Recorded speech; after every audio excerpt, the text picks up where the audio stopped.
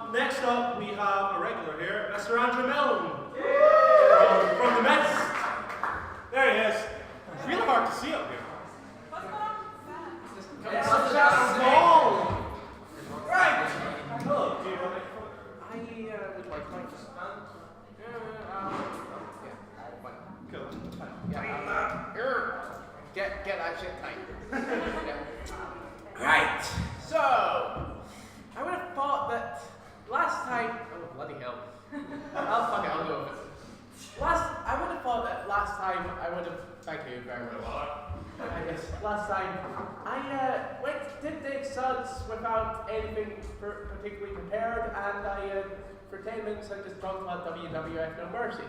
And I would have thought I would just learn from that, but instead here I am talking to you about a couple of obscure RPGs for the GameCube that hardly anyone in this room has probably ever heard of, but if you have, I can sincerely congratulate you, because these RPGs I'm talking about are called Basic Kaitos, and they're prequel Basic Kaitos RPGs. Now, Basic Kaitos is an RPG for the GameCube. It's named after a constellation Sina City, or thereabouts, the Great Whale, thereabouts. And there weren't many GameCube RPGs of note, mainly came out on PS2, and it came out in 2 discs because it was bloody huge. But for many, many years, I easily considered it the greatest game of all time, or at least one of them.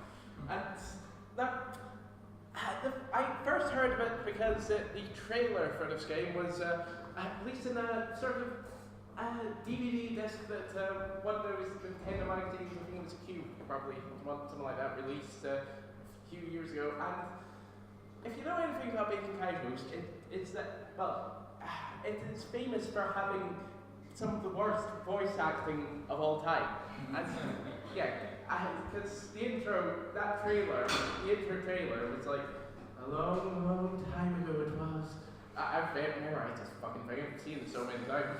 Before people began to dwell in the sky. Fuck. And that is me inebriated. Our ancestors battled the wicked god. We left them. And there's some shit about Baron Earth and how the ancestors began to dwell in the sky because the Earth was so goddamn shit. But after that sort of it began to introduce the 6 heroes of this story that you get to play as. This cocky dickhead, the magical sort of maiden, and honestly, the treatment of women in this game is actually not as bad as you thought. I mean, camera-wise, it's actually played up. I mean, it's fixed camera in one position and just photo. Yeah. That's fine. The fisherman, the civil servant, the assassin, and the dude with a mask who you later find is a woman, and with a weird voice modulator under his mask, which is it's a weird game. But yeah, after seeing that trailer, I was hyped as fuck for so long. I mean, and I viewed it like 100 fucking times. I should have proven that earlier, but you know. And so I got it for my birthday must have been about 10 years ago now. Yeah. And it's not and when I eventually got around to getting it, I found it a bit weird. Because yeah, it's same sort of awful voice acting, which was actually a huge draw for me, a huge sort of incentive for to actually get that game, because I didn't exactly think, oh shit, this is absolutely awful. It's absolutely really good for me, because I didn't have a clue what the hell good voice acting was. And and basically the main draw of Bacon Kaitos has this incredibly sort of weird battle system. It's based around these sort of cards that folks draw and just battle with, because they have weapons and armor inside them and all that. So it's incredibly weird. And basically, yeah, it's based around you go and building sequences of cars from 1, 2, 3, 4, 5, 6, 7, 8, 9. And if you learn to get the system, you can build sort of good combos out of it, good sort of sequences and straights and that sort of combinations of the same car at the same time. It's just like, if you're good at building decks in it, you're an absolute beast at it, and I wouldn't do something very good building decks. And it never really got me until for a couple of months. Then I got it was a bonfire night, and I was like, I got a bit further in it than I had, and I was like, holy shit, this game is fucking beautiful. Because at one point, I distinctly remember the fireworks going off at one point when there was this incredibly sort of goddamn majestic tune in the soundtrack. By the way, the soundtrack being title, which is one of the best in a video game ever. And this is my Mr. Motoi Sakuraba. He's done a lot of shit, but this is fucking gold. If you look at one, look at To the Garden of the Eternal Chaotic Dance. And one way I always remember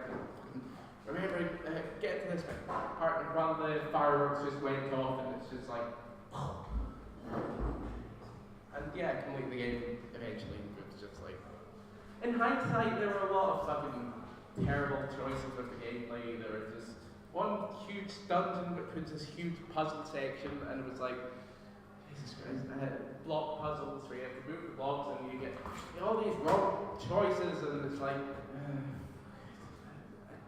I had to use a walkthrough for it, and in hindsight, gameplay-wise, it's not the best game ever, but no, I liked it enough that I really wanted to get the prequel when it came out here, but it never actually came out here.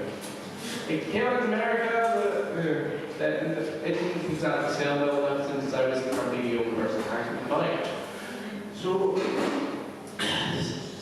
But eventually, I found a way that there are ways to. I brought my way up to Stirling earlier this year, and I found that there are ways to mod your Wii, soft mod your Wii, to play GameCube games from other regions, and through certain jiggery pokery involving putting an SD card in the computer and out the computer and then the computer and a Wii, and it's just a lot of shit. I eventually managed to find a way to play this wonderful game, this prequel based on Kaiser's Origins.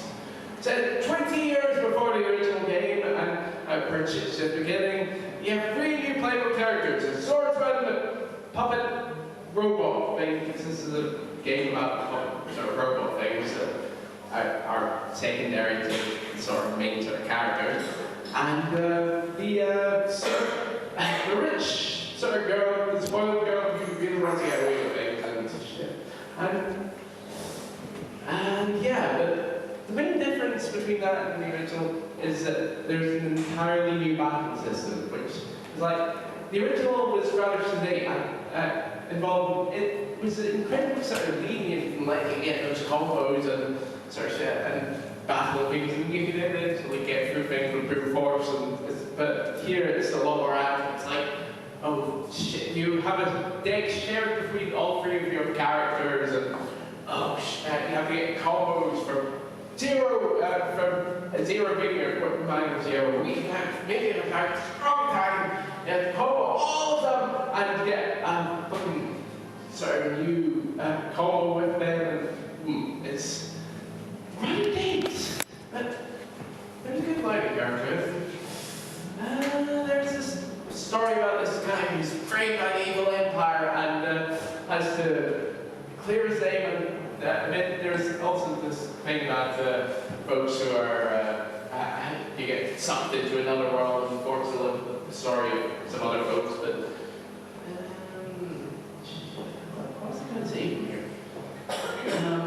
But anyway, it's for where I am. I'm about a portion of the game. It's a very good game, so if you ever manage to find a way to sort of on the Wii or get it off the server on the web, just bring it up here and play basic items, and it's pretty cool.